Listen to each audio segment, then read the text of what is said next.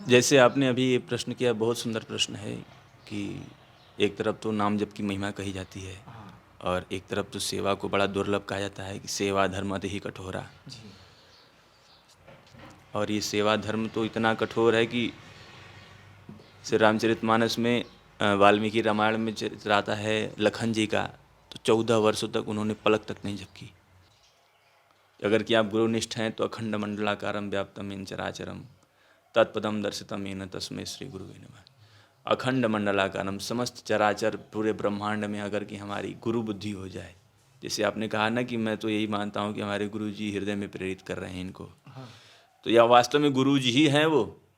और केवल इतना ही नहीं, हृदय में ही नहीं, सब कुछ सर्वम खलविदम, सब कुछ जो भी दिख रहा है, जो भी है, उसी हमारे सदगुरुदेव भगवान है, इस रूप में है।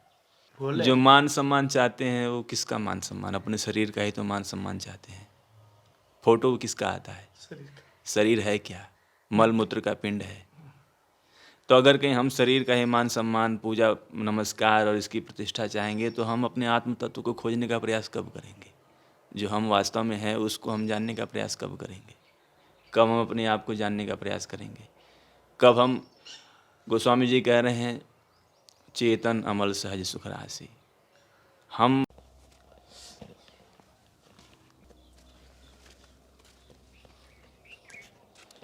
नमस्कार दोस्तों, जनता की आवाज़ में आप सभी का स्वागत है। मैं कन्हैया शर्मा।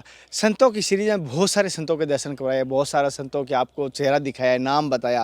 लेकिन आज मैं संत जिनके आपको दर्शन करवा रहा हूँ वो उस प्रकार के, वो उन्होंने सख्त मना कर दिया कि मेरा नाम और मेरा चेहरा नहीं दिखाने वाला। क्यों नहीं दिखाने वाला वो वीडियो वो खुद स्वयं बताएंगे। लेकिन आप सभी से निवेदन करूंगा, कुछ संतों के आगे नाम चेहरा गुप्त रख रहा हूं तो बुरा मत मानना। और आप क्या उस बात से सहमत हैं जो गुरुजी, जो महाराज जी, जो संत महात्मा अपना चेहरा छिपाना चाहते हैं, उनका चेहरा छुपाए रखना सही है गलत है? मुझे ये भी ज़रूर बताना आप अपने विचार, क्योंकि बहुत सारे संत हैं ऐसे, अगर जिनको मैं अगर सेवा करता हूँ, अगर उन संतों के मैं फ़ोटो वीडियो तो किसी संत का नहीं लेता हूँ देते समय, लेकिन वो तो कह रहे हैं मैं आपको सत्संग में भी कुछ नहीं दूंगा फ़ोटो वीडियो। फिर भी मैंने कहा महाराज जी, मैं वचन देता हूँ आपका सत्संग में कोई फ़ोटो वीडियो नाम सब गुप्त रखूँगा, चेहरा नहीं आने दूंगा, ये मैंने उनको कहा। तो आपको ये सत्संग किस प्रकार का लगा मुझे ज़रूर बताना। और अब मैं महाराज जी के पास जाता हूँ, क्योंकि महाराज जी गुरु के प्रति जो भाव है ना, कम उम्र ज़्यादा नहीं है, कम उम्र में जो इनके भाव है वो आप देख कर मुझे ज़रूर बताना किस प्रकार की लगी इनकी सत्संग।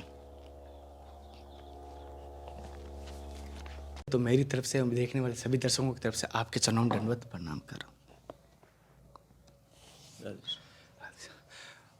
महाराज जी, एक मन में सवाल आता है, कुछ लोग कहते हैं मैं दान कर रहा हूँ, कुछ लोग कहते हैं मैं धर्म कर रहा हूँ, लेकिन दान और धर्म में कोई फर्क है या नहीं है? दान और पुण्य, सॉरी धर्म नहीं, सॉरी पुण्य, दान और पुण्य में कोई फर्क है या दोनों एक ही है?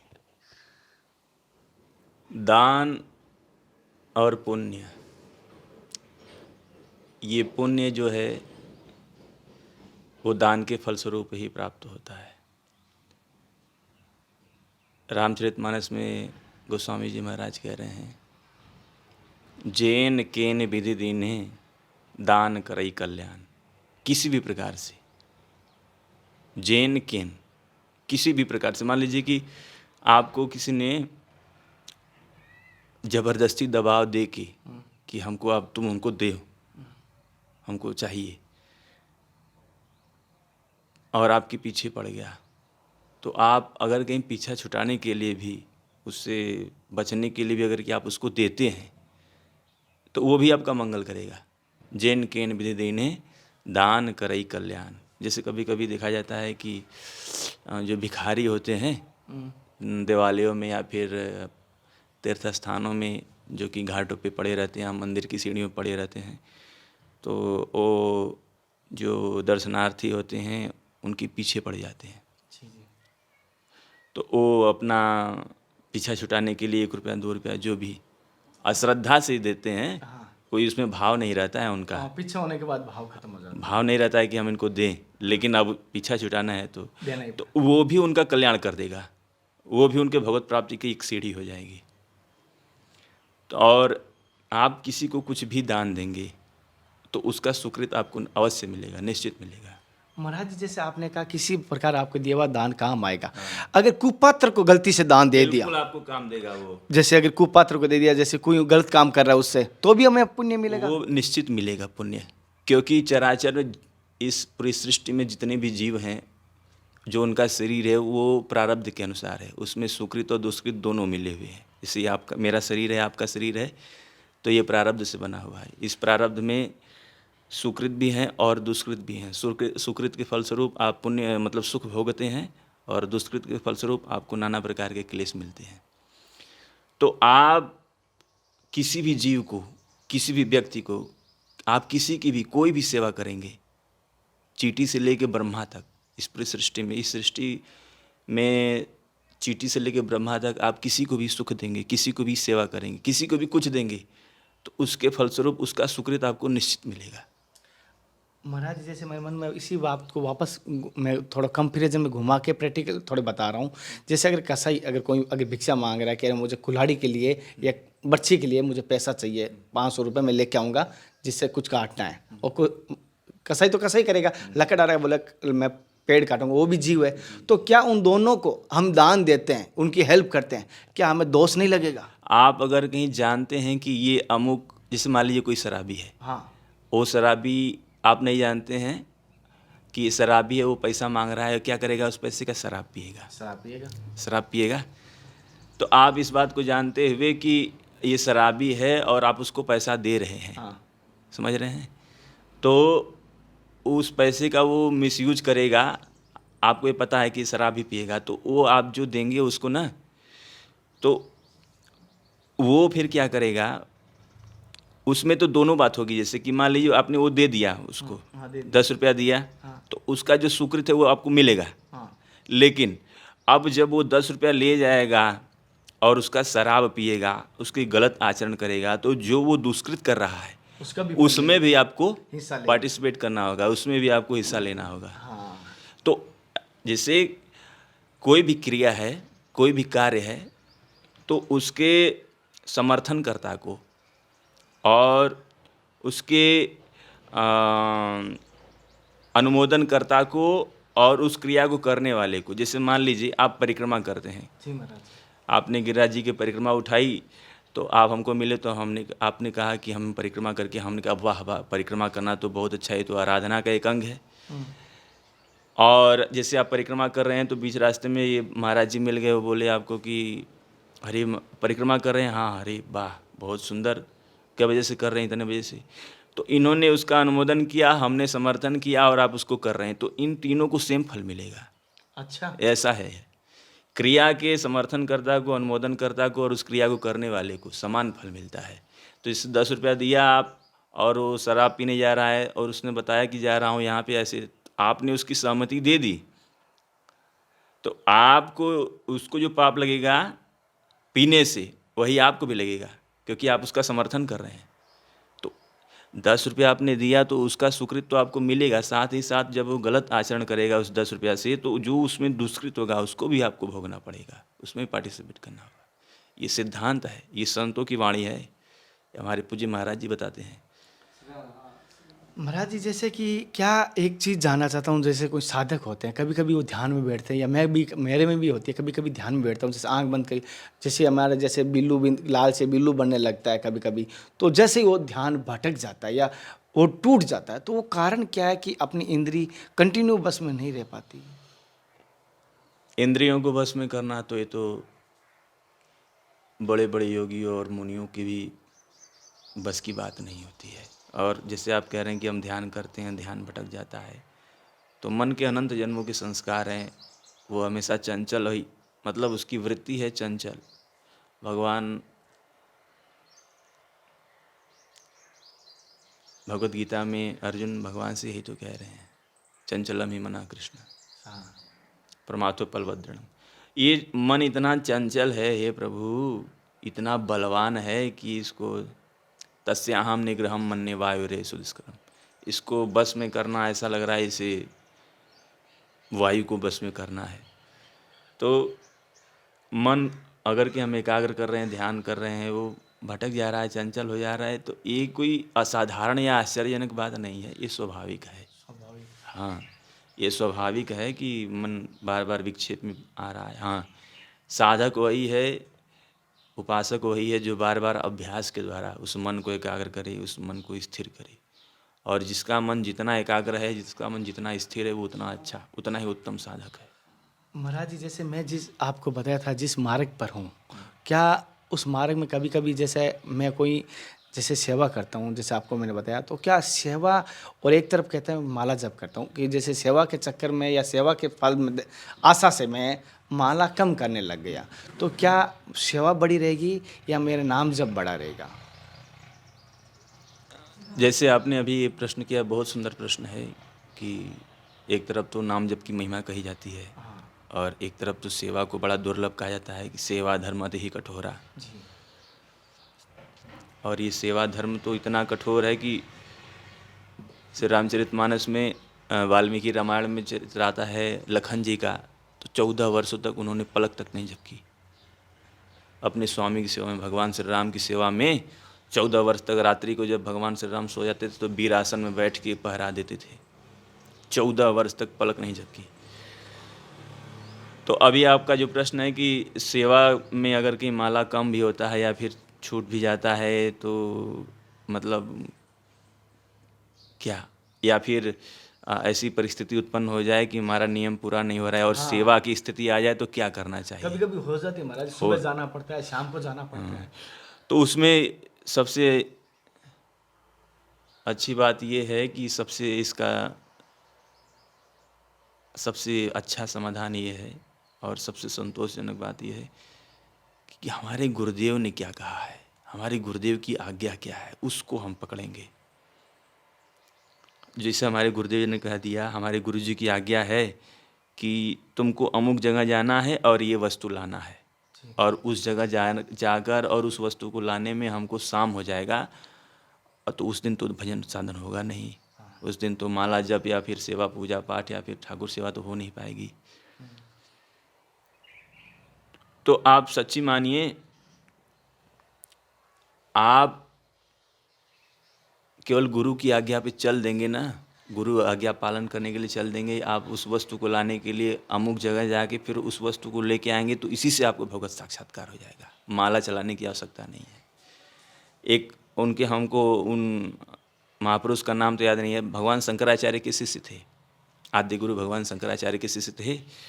तो भगवान शंकराचार्य के पास जब गए, उनके चरणों में शरणागत हुए, और तो भगवान शंकराचार्य ने उनको कहा कि, उनका नाम हमको याद नहीं आ रहा है, स्मरण नहीं हो रहा है, उनको एक सेवा दी, बोले कि तुम जाया करो गाय चरा के आया करो, मतलब तुम्हारी सेवा यही है, आश्रम की जितनी गाय हैं उसको तुम चराया करो। तो उनका बड़ा सुंदर नाम है, वही स्मरण हो रहा है। तो वो केवल गाय की सेवा, मतलब गाय चराते थे, दिन भर गाय चराना हुआ और गाय चरा के शाम को वापस अपना गुरु आश्रम में आना, प्रसाद पाना और सो जाना, फिर सुबह की वही दिनचर्या। और भगवान शंकराचार्य जब उपदेश देते थे तो उनके बड़े बड़े जो तत्व, मतलब वेदों के जो पारगामी विद्वान संत थे, वो सब बैठते थे, उनके जो शिष्य थे बड़े बड़े, उनको ब्रह्म का उपदेश करते थे। तो एक बार क्या हुआ कि एक जिज्ञासा उत्पन्न हुई, एक प्रश्न फंसा, जो उनके शिष्य परिकर बैठते थे, तो उन्होंने पूछा कि भगवान, ये हमको, हमारे मन में ये जिज्ञासा हो रही है और इसका हम समाधान चाहते हैं। तो वो बोले शंकराचार्य कि ऐसा है कि इस बात का उत्तर तो वो देगा जो जाता था चरवाहा, जो उनका शिष्य था, जो जाता था गाय चराने के लिए, बोले कि इस बात का तो उत्तर वही आके वापस देगा हमको, हम सबको, आप सबको देगा। तो इन लोगों को लगा कि देखो, वो गोबर उठाने वाला, गैया गोरू चराने वाला, वो क्या हमको ब्रह्म का उपदेश करेगा? क्या वो हमको तत्व की बात समझाएगा? उनको बड़ा, मतलब अभिमान के कारण बड़ा उपहासास्पद लगा कि ये क्या कह रहे हैं गुरुदेव भगवान।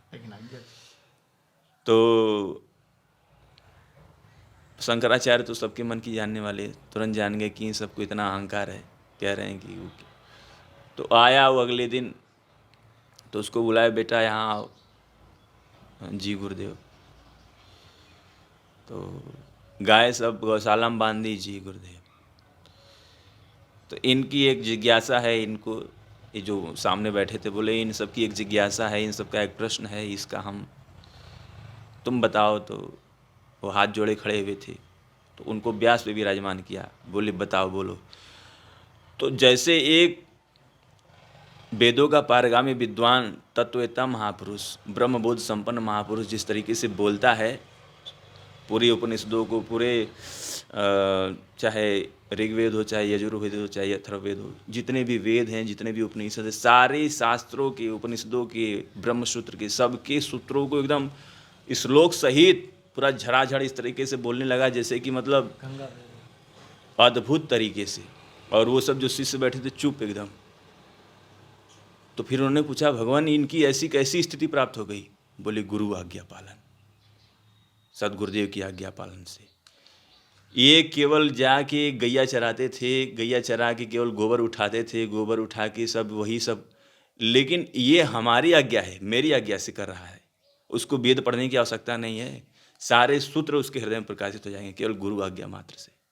केवल गुरु आज्ञा मात्र से उसके हृदय में सब कुछ, पूरे वेद वेदांग उपनिषद ब्रह्मसूत्र सब कुछ स्फुरित हो जाएंगे। केवल गुरु आज्ञा, वचनम करिष्ये तव में, आपकी जैसी आज्ञा है नाथ।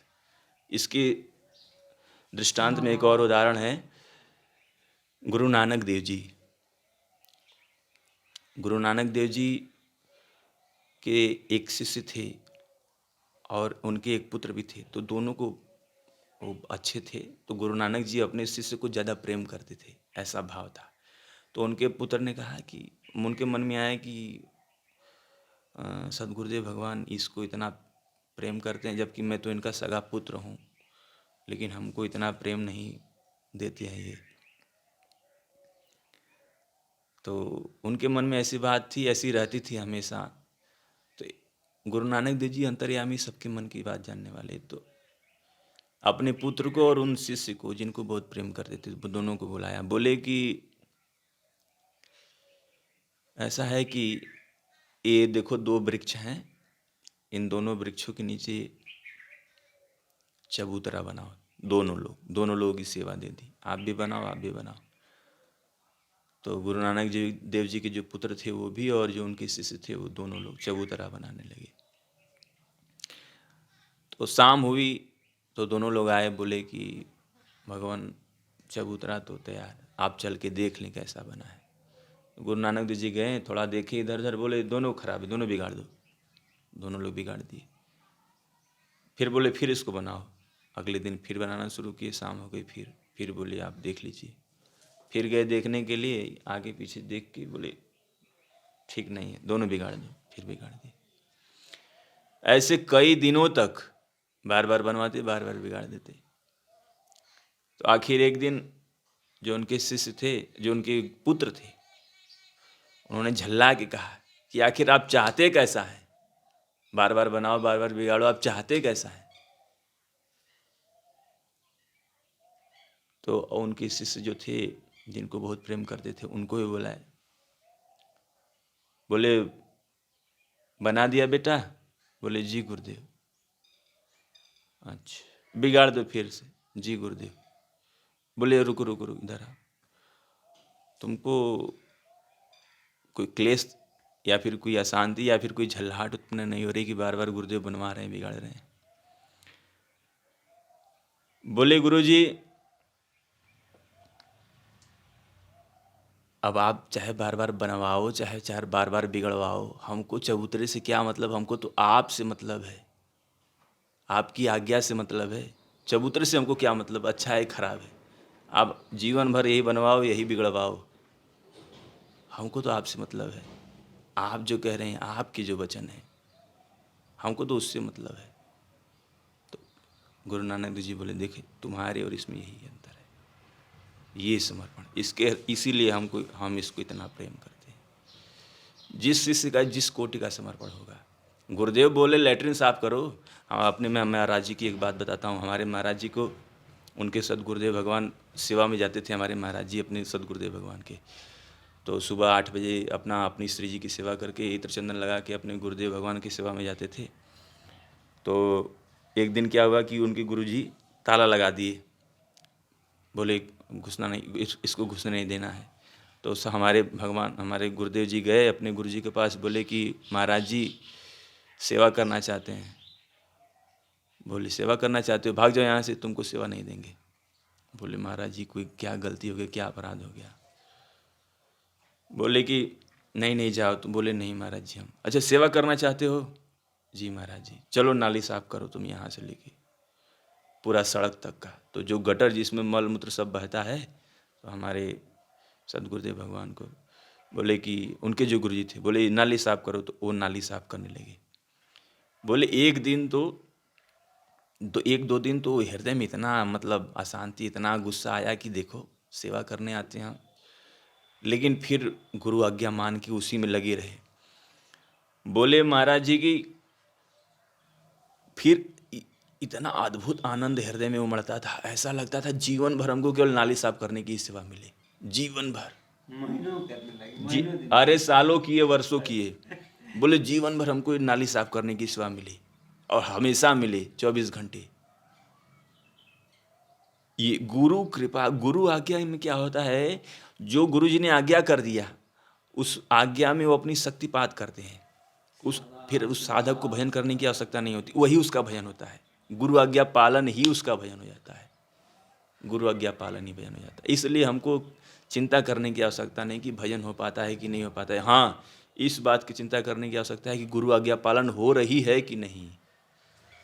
महाराज जी एक मुझे बहुत अच्छा लगे कि गुरु जी के बारे में आज मैंने सुना है। हालांकि गुरु के बारे में जब जब सुनता हूँ ना, एक कबीरदास जी का दोहा याद है, मुझे पूरा तो याद नहीं है। सारी धरती कागज बना दूँ, सारे वनराज को कलम बना दूँ, सातों समुंदर को साई बना दूँ, मेरे गुरु के गुण नहीं लिखे जा रहे। तो मैं शब्दों में तो बयान ही नहीं कर सकता हूँ, इतने मेरे गुरु के गुण हैं। और आज मैं बताता हूँ गुरु जी के माध्यम से कि मेरे गुरु जी की आज्ञा से ही मैं संत सेवा और संत की चरणों की धूल ढूंढ रहा हूँ। मेरे गुरु जी के आदेश अनुसार ही मैं मार्ग पर चला हूँ। बहुत सारे कहते हैं सर आप इतने रिपोर्टर बड़े थे, क्राइम रिपोर्टर थे, आप अचानक इसे पूरे के पूरे हुलिये रूप चेंज हो गए, क्या है? तो आज बताता हूँ, मेरी गुरु बनाया जब से मेरा कोई उम्र पूछे तो मैं 3 साल का ही हूँ। मेरा 3 साल पहले जन्म हुआ है। वो तो मैं ऐसे ही जी रहा था कीड़ी मकोड़े की तरह, भेड़ चाल पशु की तरह, बीवी बच्चों के लिए लादता था पैसा। अब पता चला किसके लिए कर रहा हूँ, कोई व्यर्थ है। महाराज जी एक छोटी सी मन में इच्छा होती है कभी कभी कि मैं एक इच्छा हो जाती है, वो बता ही देता हूँ। गुरु जी को बताया, वो कह रहे मिलेगा, इसी मार्ग पे मिलेगा। तो मैं आपसे जानना चाहता हूँ ऐसी कौन सी चीज़ प्राप्त करने के बाद मुझे ईश्वर के दर्शन अवश्य होंगे? ऐसी कौन सी एक चीज़ और है जिसको पाने के बाद यानी दूसरी सीढ़ी ईश्वर ही होंगे, बीच की पहली सीढ़ी कौन सी है महाराज? अब इसमें हम तो, हमारा तो कहीं कोई ढोंग ढप्पड़ नहीं, हमको ईश्वर के साक्षात्कार तो हुए नहीं है। लेकिन जो संतों की वाणी है, जो शास्त्र सिद्धांत है, जो शास्त्र सम्मत बात है, वो आपसे ऐसी कौन सी चीज़ है कि हमको उस मिलने के बाद अब हमको दूसरी बात यही होती है कि हमको ईश्वर मिलेंगे, ईश्वर मिलेंगे। तो आप इतना जान जाइए, जब आपकी दृष्टि सर्वम खलविदम ब्रह्म नियना नास्ति किंचन वासुदेव सर्वमिति मत्तः परतरम नान्यत किंचिदस्ति धनंजय ये क्रूरा अपि पापिनो न चिस्ताम संभास्य दृश्या से सर्वान वस्तुतया निरीक्ष्य परम स्वाराध्य बुद्धिर्मम। जब चराचर इष्ट में सी राम मैं सब जग जानी, चराचर इष्ट, जब चराचर में हमारी इष्ट बुद्धि हो जाए, चराचर में हमको प्रभु, ये जो हमारी भावना, ये जो हमारी पुष्टता हो जाए, तब समझिए कि आपको प्रगट रूप में प्रगट सानिध्य प्राप्त होने वाला है। पहले ये स्थिति आती है, और जब ये स्थिति आती है तो उसे कहते हैं शांत अवस्था, उसे कहते हैं जीवन मुक्त अवस्था। उस स्थिति के बाद फिर वो जो भगवत साक्षात्कार, भगवत प्रेम प्राप्ति जो होती है, तो इसके बाद की स्थिति, पहले स्थिति आती है वो साधक की सर्वम खलविदम ब्रह्म। अगर कि आप गुरुनिष्ठ हैं तो अखंड मंडलाकारम व्याप्तम इन चराचरम तत्पदम दर्शितम येन तस्मै श्री गुरुवे नमः। अखंड मंडलाकारम, समस्त चराचर पूरे ब्रह्मांड में अगर कि हमारी गुरु बुद्धि हो जाए, जैसे आपने कहा ना कि मैं तो यही मानता हूँ कि हमारे गुरु जी हृदय में प्रेरित कर रहे हैं इनको, हाँ। तो यह वास्तव में गुरु जी ही हैं वो, और केवल इतना ही नहीं, हृदय में ही नहीं, सब कुछ सर्वम खलविदम, सब कुछ जो भी दिख रहा है, जो भी है, उसी हमारे सदगुरुदेव भगवान ही इस रूप में है, हमारे प्रभु ही इस रूप में है। जैसे कल होली थी, मैं होली पे जब वो लठ मारती है ना भाभियाँ सखियाँ, जब किसी ने बोला कि उनका आशीर्वाद लेना चाहिए दक्षिणा दे के, कुछ भाई 5-10 रुपये दे, तो किसी ने बोला मैं कि आपकी आज्ञा, मैं गुरु समान, और जितनी सखियाँ थी मैंने सबको वो आदेश मान के उनकी आज्ञा करके मैं किया, और गुरुजी को कहा हाँ मुझे पता है, ठीक है तूने कर दिया ना, ठीक है, बस इतना ही। मतलब एक होता है कि खुशी जो मिलती है ना, जैसे आपने कहा ना कहीं गुरु का आज्ञा मान। महाराज अब लास्ट एक चीज़ मैं जानना चाहूँगा, ज़्यादा समय नहीं लूँगा आप, मेरा जैसा कोई साधक या कोई इस धर्म में सन्यासी पद में आना चाहता है, कोई भाई बहना कोई आना चाहती है, साध्वी बनना चाहती है, तो आपके जीवन का जो आनंद है वो किस प्रकार का रहा, और किस प्रकार इसमें क्या प्राप्ति हो रही है आपको? ये सब चीज़ें चर्चा का विषय नहीं है, क्या प्राप्ति हो रही है, क्या आनंद है, लेकिन मुझे इतना, ऐसा लग रहा है आपको परम आनंद की अनुभूति हो रही है। लेकिन इतना जानिए कि ये जो मार्ग है ना, ये उस आनंद की प्राप्ति के लिए मार्ग है कि जिस आनंद को प्राप्त करने के बाद फिर अब कृत कृत्य भयो में पायो परम विश्राम। तो ये वो मार्ग है कि फिर इसमें वो आनंद प्राप्त होने के बाद फिर सारी अशांति, सारी जलन, सारा क्लेश, सारा संशय, सारा शोक सब नष्ट हो जाता है, जीव परम विश्राम को प्राप्त हो जाता है। मैं जब बाल्यावस्था से सन्यासी, अभी तो बाल स्वरूप ये हमारा है, हम तो बहुत वृद्ध तो हुए नहीं हैं, लेकिन ये है कि गुरु कृपा से उन्होंने, ठाकुर जी श्री जी कृपा से उन्होंने स्वीकार कर लिया और वही चला रहे हैं। और ये जो मार्ग है वो परम मंगलमय है, इसमें एक बार कोई कदम केवल रख देगा तो उसका नाश नहीं होगा कभी। महाराज जी जैसे मैं कभी कभी रखने की कोशिश करता हूँ इस मार्ग पे, तो एक पीछे जो माया है, जैसे कह सकता हूँ परिवार, वो कभी कभी रोक लेता है कि आप एक बार रुक जाओ, हमारे देखो, मम्मी कहती है मेरा माँ होती है वो कहती है मेरा देखो, तो कभी आपको ऐसा वैराग लेते समय किसी ने रोका नहीं? किसी ने क्या, पूरी सृष्टि एक तरफ हो जाती है आपको रोकने के लिए। आप क्या समझते हैं यह साधारण मार्ग है क्या? सब ये मार्ग, इस मार्ग पे कदम केवल वही रख पाता है जिसके ऊपर विशुद्ध कृपा होती है। केवल कृपा पात्र जो नहीं इस मार्ग पे कदम रख पाते हैं। इसको सोच ही नहीं सकता कोई। जिसके मन में स्फुरणा भी होती है, सोचने की बात भी आती है, तो वो भी कृपा से ही आती है। और इस मार्ग में कदम रखना वो केवल कृपा से होता है, वो केवल प्रभु की कृपा से ही होता है। गोस्वामी जी मानस जी में एक चौपाई है कि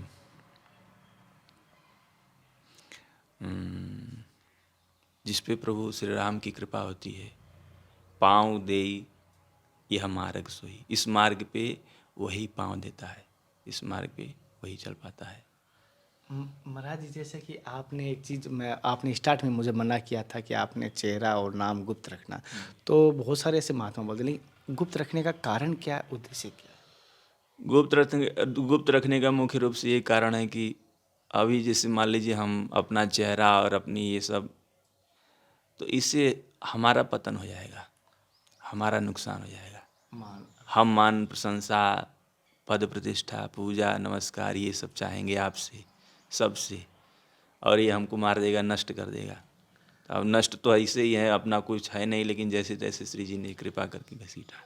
महाराज जी आज के टाइम में मान सम्मान किसी लोग एक सेव देते हैं, 10 फोटो खिंचवाते हैं। मैंने आज तक सेवा करता हूँ और कभी भी किसी संत की कुटिया बना के मैं संत को खड़ा करके कभी फोटो नहीं खींचा है, और संत को कभी राशन देते हुए कोई पूजा देते हुए कभी फोटो नहीं खींचा है।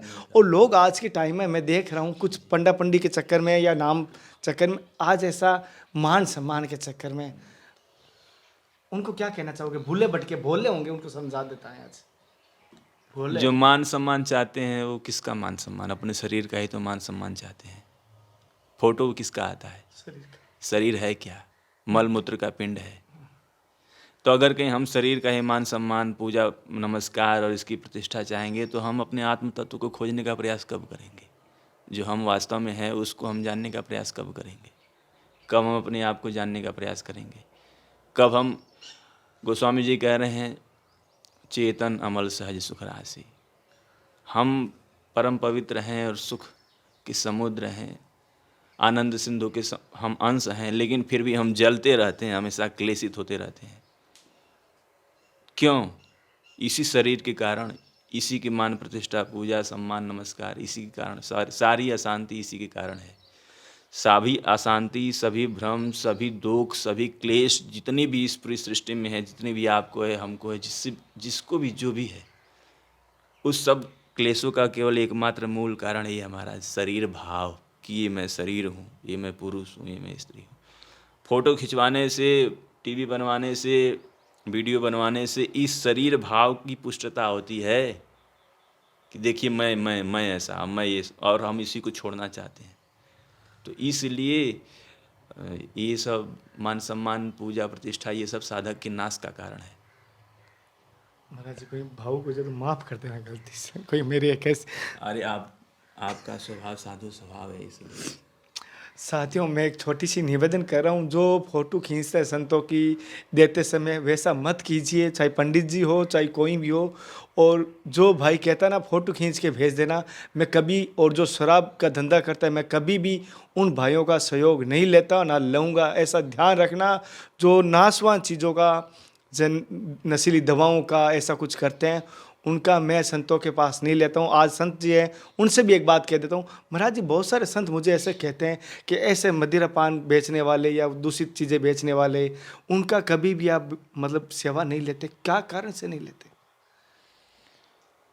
जो मदिरा पान करते हैं, जो व्यभिचार करते हैं, जो शास्त्र विरुद्ध आचरण करते हैं, तो उनके द्वारा आप जो भी लेंगे तो वो अपवित्र ही होता है। आप किसी संत महापुरुष को किसी की सेवा में उसको लगाएंगे तो उनकी बुद्धि को भ्रष्ट कर देगा। वो उनकी बुद्धि में वैसे ही भाव आने लगेंगे। जैसे मान लीजिए कोई बहुत दुष्ट प्रवृत्ति का है, बड़ा क्रूर इंसान है, बहुत निर्दयतापूर्वक अपनी जीविका पार्जन करता है, तो उसके द्वारा कमाए हुए धन को आप किसी महापुरुष को देंगे, किसी संत को देंगे, तो जब वो उसका उपभोग करेंगे, जब उसको वो अपनी सेवा में लेंगे, तो उनकी बुद्धि में वैसे ही भाव उत्पन्न हो जाएंगे, वैसे ही उनकी हिंसा की वृत्ति हो जाएगी, वैसे भी विचार की वृत्ति हो जाएगी। इसलिए वो अपवित्र अन्न होता है, अपवित्र। जैसा खाया अन्न वैसा हो मन। हाँ, जैसे कि महाराज जी ने बताया, मेरी कोशिश महाराज जी की सत्संग किस प्रकार की लगी मुझे ज़रूर बताना।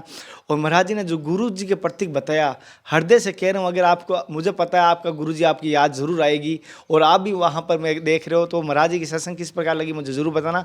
फिर मिलते हैं नए संत महात्मा के साथ, तब तक जय हिंद, वंदे मातरम, हर हर महादेव, जय श्री कृष्णा, जय श्री राधे। हे नाथ, हे मेरे नाथ, मैं आपको भूलूँ नहीं। अपने सदगुरुदेव भगवान की आज्ञा पालन वही आपको